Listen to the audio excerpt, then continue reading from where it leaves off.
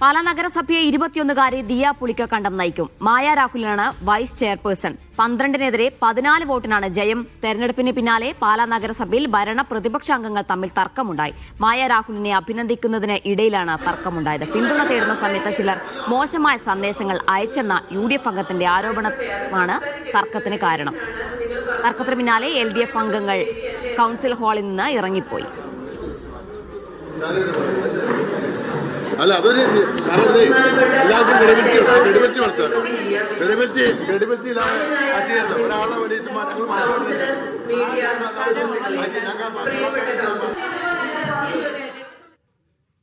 സ്വാഭാവികമായി vice chairperson എന്ന് പറയുന്ന വ്യക്തിയെ തേജോവധം ചെയ്യാൻ മെസ്സേജ് അയച്ചതും അങ്ങനെയുള്ള കാര്യങ്ങൾ നടപടികൾ ശരിയല്ല എന്ന് മാത്രമേ പറഞ്ഞുള്ളൂ.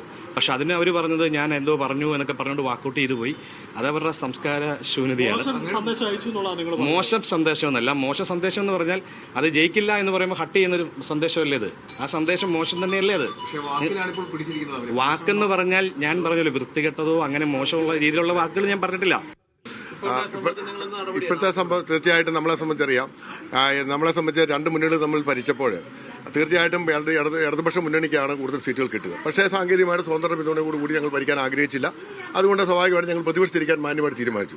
പ്രതിപക്ഷിക്കാൻ തീരുമാനിച്ചപ്പോൾ തന്നെ ജയിച്ചു വന്നവരെ വളരെ അഭിനന്ദിക്കുകയും അവർക്ക് അവരോട് പൂർണ്ണ പിന്തുണയുമാണ് വാഗ്ദാനം ചെയ്തത്. അല്ല ഞങ്ങളൊരു കാരണവശാൽ അവരെ എതിർത്ത രീതിയിൽ കുറ്റപ്പെടുത്തിയാൽ സംസാരിച്ചില്ല.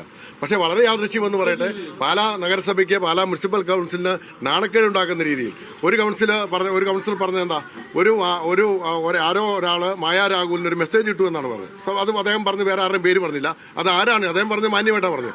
അത് ആരാണെങ്കിലും അത് ചെയ്ത് ശരിയല്ല എന്ന് പറഞ്ഞ മെസ്സേജാണ് കൊടുത്തത്. അത് കഴിഞ്ഞ് വന്ന മറ്റൊരു കൗൺസിലർ പറഞ്ഞത് എന്താണ്, ഒരു പുതിയ കൗൺസിലർ പറഞ്ഞത് പ്രതിപക്ഷത്തെ നോക്കി, അതായത് ഞങ്ങളെ നോക്കിക്കൊണ്ട് പറയുകയാണ്, അങ്ങനെ വിമർശിച്ച് ഇത് ആരാണ് വെല്ലുവിളി നടത്തുവാണ്. അതെന്തൊരു ന്യായമാണ്?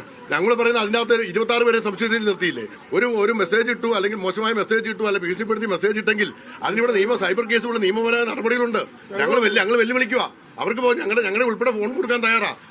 അത് പുറത്തു കൊണ്ടുവരണ്ടേ? അല്ല, സംശയത്തിൽ 26 പേരെയും സംശയത്തിൽ നടത്തുന്ന ഒരു സംസ്കാരം അത് ശരിയല്ല. ഇതൊരു ഉങ്കെന്ന് മാത്രമേ പറയാൻ പറ്റുള്ളൂ. അത് അംഗീകരിക്കാവുന്ന കാര്യമല്ല. അതുകൊണ്ട് തീർച്ചയായിട്ടും ഞങ്ങളുടെ ആവശ്യം ഇത് തീർച്ചയായിട്ടും പോലീസ് കേസ് രജിസ്റ്റർ ചെയ്ത് മായ രാഹുൽ അത് പരാതി കൊടുക്കാൻ തയ്യാറാണ്. അത് നിയമപരമായിട്ട് മുന്നോട്ട് പോകാൻ തയ്യാറാണ്. അത് ഉദാഹരണമായിട്ട് ഞങ്ങളുടെ ഉൾപ്പെടെ ഫോൺ നൽകാൻ ഞങ്ങൾ തയ്യാറാണ്. ജോസി ബാബു ചേർന്നുണ്ട് കോട്ടയത്ത് നിന്ന് വിശദാംശങ്ങൾ നൽകാനായി. ജോസി, പാലായിൽ പുതുചരിത്രം പിറന്നിരിക്കുകയാണ്. 21 വയസ്സുകാരിയാണ് ഇനി നഗരസഭ ഭരിക്കാൻ പോകുന്നത്. പക്ഷേ തുടങ്ങും മുമ്പേ അവിടെ അടിപൊട്ടിയിരിക്കുന്നു. എന്താണ് സംഭവിച്ചത്? ഭരണ പ്രതിപക്ഷ അംഗങ്ങൾ തമ്മിൽ എന്തിനാണ് തർക്കമുണ്ടായത്?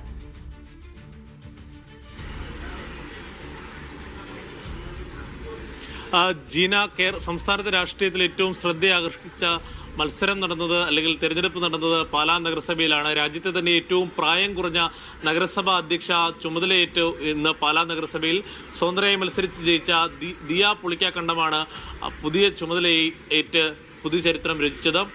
ദിയയുടെ പിതാവ് ബിനു പുളിക്കക്കണ്ടം, അതോടൊപ്പം മൃത സഹോദരൻ ബിജു പുളിക്കക്കണ്ടം എന്നിവരും കൗൺസിലിലുണ്ട്.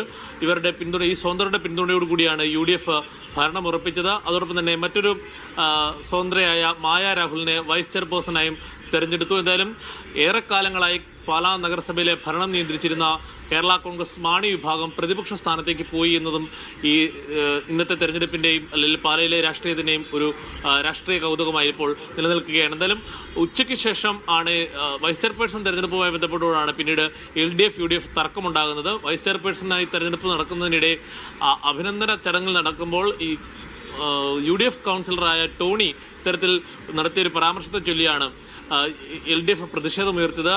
വൈസ് ചെയർപേഴ്സണായി തിരഞ്ഞെടുക്കപ്പെട്ട മായ രാഹുലിനെ അധിക്ഷേപിക്കുന്ന തരത്തിലുള്ള മെസ്സേജുകൾ LDFന്റെ അംഗങ്ങൾ അയച്ചു എന്നുള്ളതായിരുന്നു ടോണിയുടെ വെളിപ്പെടുത്തൽ. ഇതുമായി ബന്ധപ്പെട്ടുകൊണ്ട് ആണ് പിന്നീട് LDFന്റെ കൗൺസിലർമാർ ഡയസിൽ പ്രതികരിക്കുകയും പുറത്ത് പ്രതികരിക്കുകയും ചെയ്തു. ഇത്തരത്തിൽ മുഴുവൻ ആളുകളെയും സംശയനിഴലിൽ നിർത്തുന്ന പ്രതികരണം നടത്തിയത് തെറ്റാണ്. ആരാണ് ഇത്തരത്തിൽ ഇടപെടൽ നടത്തിയെന്നുള്ള കാര്യം വെളിപ്പെടുത്തണം. അതോടൊപ്പം നിയമ നടപടി സ്വീകരിക്കാൻ തയ്യാറാകണം. LDF അംഗങ്ങളെ മുഴുവൻ സംശയനിഴലിൽ നിർത്തുന്ന നടപടി അല്ലെങ്കിൽ പ്രസ്താവന പിൻവലിക്കണം. നിയമ നടപടി മായ രാഹുൽ സ്വീകരിക്കണമെന്നുള്ള അടക്കമുള്ള കാര്യങ്ങളാണ് അവർ മുന്നോട്ട് വെച്ചു. എന്തായാലും വലിയ അഭിമാനത്തോടുകൂടി രാവിലെ ഉണ്ടായ സംഭവങ്ങൾക്ക് പിന്നാലെ അടിയും പാലായിൽ തുടങ്ങിയിരിക്കുന്നു. എക്കാലവും ഇത്തരത്തിൽ സംഘർഷഭരിതമായ രാഷ്ട്രീയ അന്തരീക്ഷങ്ങളിലൂടെ കടന്നു പോകുന്ന നഗരസഭയാണ് പാലാ നഗരസഭ. ആ നിലയ്ക്ക് ഇന്നും അത്തരത്തിലുള്ള ആദ്യ ദിവസം തന്നെ അടിപൊട്ടി എന്ന് തന്നെ നമുക്ക് പറയാം. എന്തായാലും ഇത്തരത്തിൽ പ്രതിഷേധിച്ച് LDF അംഗങ്ങൾ നഗരസഭാ കൗൺസിൽ ഹാൾ വിട്ട് പുറത്തിറങ്ങി പോവുകയും ചെയ്തു. ജീന. ശരി, ജോസി ബാബുവാണ് സമഗ്രമായ വിശദാംശങ്ങൾ നൽകിയത് കോട്ടയത്ത് നിന്നും.